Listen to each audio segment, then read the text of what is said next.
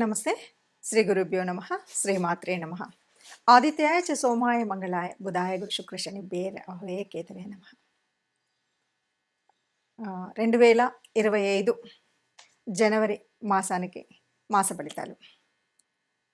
2025 జనవరి అనగానే అందరికీ ఒక ఆలోచన ఏంటంటే ఈ సంవత్సరం ఎలా ఉంటుంది అని. నిజానికి అందరికీ కూడా ఆంగ్ల నూతన సంవత్సర శుభాకాంక్షలు. జనవరిలో మరి కొత్తగా మనకేం మార్పు ఉంటుంది ఏంటి అంటే, నిజానికి మన సనాతన ధర్మంలో ఉన్న శాస్త్రీయతలో మనం ఎప్పుడు కూడా సంవత్సర ఫలితాలనేవి తెలుసుకునేటప్పుడు ముఖ్యంగా ఉగాది నుండి ఉగాది వరకే మనం తెలుసుకుంటాం. కానీ ఇది మన కన్వీనియన్స్ కోసం పెట్టుకున్నటువంటి గ్రెగేరియన్ క్యాలెండర్ ప్రకారంగా కొత్త సంవత్సరం ఆంగ్లేయులు ప్రపంచవ్యాప్తము ఇదంతా ఒకటి సిద్ధాంతం ఉంది కాబట్టి ఆంగ్ల నూతన సంవత్సరం అని చెప్తున్నాం. కానీ ప్రతి మాసంలో ఎలాగైతే మన గ్రహాలు గోచార రీత్యా సంచారం జరుగుతూ ఉంటుందో అదే ఉంటుంది. ఇక్కడ కొత్తగా ప్రకృతిలో వచ్చేటువంటి మార్పు కానీ గ్రహాల యొక్క గమనంలో కానీ ఎప్పుడు వాటి స్థితిని బట్టి అంటే ఒక్కొక్క గ్రహానికి ఒక్కొక్క రాశి మారడానికి కొంత సమయం పడుతుంది. చంద్రుడికైతే 2.5 రోజులకి ఒకసారి, అలాగే మరి ఇంకా మిగతా వాటికి ఒక శనిగ్రహం చూస్తే మనకు తెలుసు 18 అంటే చాలా పెద్ద గ్రహాలకు ఒకలాగా, చిన్న గ్రహాలకు ఒకలాగా, నెల లోపల తిరిగే వాటికి 45 రోజుల్లో తిరిగేవి. రవి లాంటి వాడు కరెక్ట్గా నెల వచ్చేసరికి మారుతూ ఉంటాడు. ఇలాంటివి గ్రహాల యొక్క గమనం ఉంటుంది.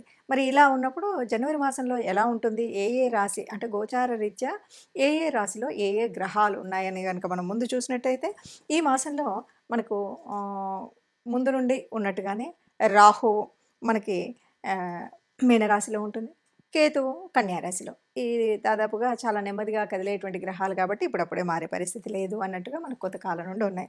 సరే, గురువు వృషభంలో ఉన్నాడు, సేమ్ వక్రించే ఉన్నాడు. తర్వాత కర్కాటక రాశిలో ఉన్నటువంటి కుజుడు మళ్ళీ వక్రగతిలో ఉన్నాడు. కాకపోతే ఈ నెల 21వ తారీఖు మళ్ళీ వెనక్కి వెళుతూ ఉన్నాడు, అంటే మిథున రాశిలోకి వెళుతూ ఉన్నాడు. తర్వాత ఇక బుధుడి దగ్గరికి వచ్చేసరికి వృచ్చికంలో ఉన్నాడు, 4వ తారీఖు మారి ఆయన ధనుసులోకి వెళ్తాడు. ఆ తర్వాత మళ్ళీ 25వ తారీఖు వచ్చేసరికి మకరంలోకి ప్రవేశిస్తాడు. ఇది మనకు బుధుడి యొక్క గ్రహస్థితి. ఇక రవి ప్రతి మాసానికి ఒకసారి మారుతూ ఉంటాడు. ముఖ్యంగా ఈ మాసంలో రవి యొక్క ప్రత్యేకత చాలా ఎక్కువ. ధనుసు రాశిలో ఉన్నటువంటి రవి మకరంలోకి మారడం వల్లే మనకి కొన్ని మార్పులు, ఉత్తరాయణ కాలం రావడం కానీ మకర సంక్రాంతి రావడం కానీ జరుగుతుంది. అలా రవి మకర రాశిలోకి ప్రవేశిస్తాడు. ఇక శుక్ర శనులు ఇద్దరూ కూడా మనకి కుంభరాశిలో కనిపిస్తారు. మీనరాశిలో రాహు ఉన్నాడు అని చెప్పుకున్నాం. అయితే శుక్రుడు 28వ తారీఖు మనకి మీనరాశిలోకి వెళ్ళడం అనేటువంటిది ఉంటుంది. మరి ఇలాంటి గ్రహస్థితి ఉన్నప్పుడు అంటే గ్రహాల యొక్క గమనం ఇలా ఉంది. మరి ఇలా ఉన్నప్పుడు ఒక్కొక్క రాశి వారికి ఎలాంటి ఫలితం కనిపిస్తుంది? ఎందుకు అంటే మనకి కొన్ని యోగించే గ్రహాలు ఉంటాయి, కొన్ని యోగించని గ్రహాలు ఉంటాయి. గ్రహాల యొక్క స్థితి, యుతి, దృష్టి వీటన్నింటి మీద మన యొక్క గ్రహస్థితి ఉంటుంది. ఏ మాసానికైనా, ఏ పక్షానికైనా, వారానికైనా దినఫలాల వరకు చూసుకున్నప్పటికి కూడా ఏ రోజుకి ఆ రోజు మారుతూ ఉంటుంది, ఎప్పటికప్పుడు ఉంటుంది. అలా మారుతున్నప్పటికి కూడా మనం దినఫలాలు చూసుకునే వాళ్ళు ఉంటారు, వారఫలాలు ఇలా చూసుకుంటూ ఉంటాం. దీనికి కారణం ఏమిటి అంటే ఏదైనా సరే జరగబోయే పరిస్థితులలో వచ్చేటువంటి గ్రహాల మార్పు వల్ల మనకి ఏదైనా అనారోగ్యం, లేకపోతే ఆర్థిక ఇబ్బంది, లేక ఉద్యోగ చలనం ఇలాంటివి ఏవైనా ఉన్నప్పుడు దానికి తగు జాగ్రత్త తీసుకోవడం కోసం, లేదా కొన్నిసార్లు ఆ గ్రహాలని సంతృష్టి పరచడం కోసం మనం చేసేటువంటి గ్రహాల యొక్క పరిహారాలు ఇవి తెలుసుకుంటే గనక మనకు రాబోయే కష్టం నుండి కొంత తగ్గించుకోవడం, లాభం ఉంది అంటే దాని సద్వినియోగం ఎలా చేసుకోవాలి అనేటువంటి విషయాలు తెలుసుకోవడం కోసం మాత్రమే మనం ఎప్పుడూ కూడా ఈ గ్రహాల యొక్క ఫలితాలను అంటే మాస ఫలితాలు కానీ, వార ఫలితాలు కానీ, పక్ష ఫలితాలు కానీ, దిన ఫలితాలు కానీ తెలుసుకుంటూ ఉంటాం. అందులో భాగంగా మరి 2025 జనవరి మాసానికి మాస ఫలితాలు మనం ముందుగా రాశి వారిగా అంటే ఒక్కొక్క రాశి 12 రాశులకు ఫలితాలు తెలుసుకుందాం. తదుపరి రాశి సింహరాశి. సింహరాశి వారికి ఎలా ఉంటుంది అంటే మొదటి పక్షంలో కొద్దిగా మామూలుగానే నడుస్తుంటుంది. యోగ్య ఫలితం షష్ఠరవి యోగ్య ఫలితాన్ని ఇస్తాడు. 4 గ్రహాలు అనుకూలంగా ఉన్నాయి, మిగతావి మనకున్న 9 గ్రహాల్లో 5 గ్రహాలు అననుకూలంగా ఉన్నాయి. సరే, మనకు ఈ పరిస్థితిలో ఎలా ఉంటుంది అంటే ఇంతకుముందు పోయిన నెలలో గడిచినట్టుగానే మిశ్రమ ఫలితాలుంటాయి. కుటుంబంలో ఏదో మనం ఆలోచించే విధానం బాగోదు. కొంచెం బద్ధకం ఉంటుంది. కొద్దిగా అనాలోచిత పనులు ఇలాంటివన్నీ మొదటి పక్షం అంతా కూడా మనం చేసేటప్పుడు కొంచెము ఆహ్, ఎలాగన్నా సరే పనిని దాటివేయడము, అజాగ్రత్తతో చేయడము ఇవన్నీ ఉంటాయి. తదుపరి ఎప్పుడైతే 15వ తారీఖున రవి మనకి మకరంలోకి సంక్రమించి మార్పు కనిపిస్తుందో, ఇక అక్కడ నుండి చాలా బావుంటుందని చెప్పొచ్చు. ఎక్కడెక్కడ బావుంటుంది? కుటుంబంలో బావుంటుంది. భార్యాబిడ్డలతో బావుంటుంది. సంతానంతో బావుంటుంది. అది కాకుండా కుటుంబ శ్రేయస్సు కోసం మనం చేసేటువంటి ప్రయత్నం బాగుంటుంది. అష్టమ రాహువు ఉండడం వల్ల దోషాన్ని కొంచెం అష్టమ రాహు ఇచ్చేటువంటి దోషాన్ని కూడా ఈ చివరి 15 రోజులలో ఎలా అంటే రాహువు యొక్క బలం వల్ల మనకి రవి యొక్క మార్పు వల్ల అష్టమ రాహు యొక్క కష్టాన్ని దాటుకోవచ్చు అని చెప్పొచ్చు. కేవలం ఒక్క విషయాన్ని మాత్రం బాగా గుర్తుపెట్టుకోవాలి. ఆరోగ్య రీత్యా కొద్దిగా తలనొప్పులు రావడం, నరాలకు సంబంధించినటువంటి బలహీనతలు కనిపించడం ఈ దోషం అయితే కనిపిస్తుంది.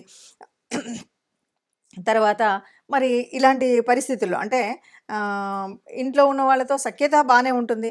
పిల్లలతో బాగుంటుంది. మీరు చేసేటువంటి విదేశీ ప్రయత్నాలు రాహు ఎలా ఉన్నా విదేశీ ప్రయత్నాలు బాగా ఫలిస్తాయి. క్రయ విక్రయాలు ఫలిస్తాయి. కోర్టులో ఇంతకుముందు ఏదైనా కేసులు పెండింగ్లో ఉంటే గనక ఆ కేసులు కొట్టివేయడమా, కేసుల ఫలితాలు రావడమా ఇది జరుగుతుంది. అది అనుకూల ఫలితాలు రావడం అనేటువంటిది జరుగుతుంది. అంటే సంక్రాంతి నుండి కూడా చాలా మంచి యోగం ఉంది ఈ రాశి వారికి అని చెప్పొచ్చు. కానీ మీరు కొన్ని పనులు చేయాలి. ఎందుకంటే రాహు యొక్క అనుగ్రహం కావాలి. దానికోసం ఏం చేయాలంటే ఆదివారం రోజు తప్పనిసరిగా రాహుకాలంలో దీపం పెట్టడం అనేటువంటిది, లేదు సుబ్రహ్మణ్య స్వామి ఆరాధన చేయడం అనేటువంటిది కనుక చేసినట్టయితే ఈ రాహు వల్ల వచ్చేటువంటి నష్టాలు రాకుండా, రవి యొక్క మార్పు వల్ల జరిగేటువంటి లాభాల వల్ల సింహరాశి వారికి ముందు నుండి మనం ఎప్పుడు ఒక మాట చెప్తూ ఉంటాం. సింహరాశి ఏది ఎట్లా ఉన్నా కూడా ఆ ధైర్యం వల్ల కానీ, కాన్ఫిడెన్స్ రాశి యొక్క రవి ప్రభావం వల్ల ఉండేటువంటి కాన్ఫిడెన్స్ వల్ల కానీ చాలా ముందుకు వెళ్తుంటారు. మెయిన్గా కాన్ఫిడెన్స్ బాగా నడిపిస్తుంది. రాజసం ఎప్పుడు కూడా ముందుకు నడిపిస్తుంది. కాబట్టి అలాగే ఉంటుంది. కొంచెం ఆ రాహు గ్రహ యొక్క ప్రభావాన్ని వీడాలంటే రాహుకాలంలో దీపం పెట్టడం అనేటువంటిది చేయడం, సుబ్రహ్మణ్య స్వామి యొక్క ఆరాధన చేయడం అనేటువంటిది చేసినట్టయితే ఏ కష్టం లేకుండా హాయిగా ఆనందంగా ఉండొచ్చు అని చెప్పచ్చు. ఇప్పటి వరకు మనం చూసినటువంటి అంటే గ్రహాల యొక్క గమనము, వాటి వల్ల మనకు ఉన్నటువంటి యోగించే గ్రహాలు, యోగించని గ్రహాల మూలంగా మనకు వచ్చేటువంటి కష్టాలు, నష్టాలు, ఇప్పటి వరకు కొన్ని రాసులకు అర్ధాష్టమ శనిలో ఉన్నారు, కొన్ని రాసులు ఏళ్ళనాటి శనిలో ఉండి చివరి దశలో ఉన్నారు. ఇలాంటి పరిస్థితుల్లో మనము ఎలా ఏంటి అంటే కనుక ఆలోచించినట్టయితే మరి గ్రహాల యొక్క అనుకూలత ఉండాలి, ఇష్టదేవత యొక్క అనుగ్రహము ఉండాలి. అందుకోసం మనం చేయవలసినటువంటిది ఏమిటి అంటే ముఖ్యంగా ఇక్కడ శని యొక్క వక్రగతి, దీని మూలంగా వచ్చేటువంటి ఫలితాలు ఇవన్నీ మనం చూస్తున్నాం. కాబట్టి తప్పకుండా ఈ మాసంలో మాసం పక్షాల్లో అంటే ప్రతి పక్షంలో కూడా ఒకసారైనా కనీసం నవగ్రహ మండపానికి వెళ్ళడం అనేటువంటిది తప్పనిసరిగా చేయాల్సినటువంటిది. మనం రాశి వారిగా చెప్పుకుంటున్నటువంటి మన రాశిలో చెప్పుకున్నటువంటి గ్రహాల అనుకూలత కోసం తప్పనిసరిగా మూల మంత్రాలని చదువుకోవడం ముఖ్యమైనటువంటిది. అంతేకాదు మొదటగా ఉన్నటువంటి ధనుర్మాస పరిస్థితి, దానివల్ల విష్ణు రూపాల్లో ఏ రూపాన్నైనా మనం ప్రార్థించడము, అలాగే శివాలయానికి వెళ్ళడం, ఈ రెండు తప్పనిసరిగా చేయాలి. ఇవేవి మనకు వీలు కాలేదు. ఎలా చేయాలి, ఏం చేయాలి, మరి నాకు గ్రహస్థితి మార్పు ఉండాలి, ఇదంతా నేను ఆనందంగా ఉండాలి, హాయిగా ఉండాలి, ఆరోగ్యంగా ఉండాలి అని యోచించేవాళ్ళు మనుషులకు. కాకపోతే గోశాలకు వెళ్ళడం, గోగ్రాసం ఇవ్వడం ఇది మన వల్ల కాలేదు. మన ఇంట్లోనే మనం చేస్తున్న చోట, మనం ఉన్నటువంటి చోటనే ఉన్నటువంటి కార్మికులకు ఎవరైనా సరే అన్నం ఒకరోజు భోజనం పెట్టించడం కానీ, వారికి కావలసినటువంటి వస్తువుల్ని దానం చేయడం కానీ చేసినట్టయితే మనకున్నటువంటి గ్రహాల అననుకూలత పోయి అనుకూలత వచ్చేటువంటి పరిస్థితి ఉంటుంది. ఎవరైనా సరే అందరం అనుకూలంగా ఉండాలి, గ్రహాల అనుకూలంగా ఉండాలి, దేవతల యొక్క అనుగ్రహం ఉండాలి. దీనికి కూడా దేవతా అనుగ్రహం కోసం ఇష్టదేవతా ప్రార్థన అనేటువంటిది మర్చిపోకుండా చేయాలి.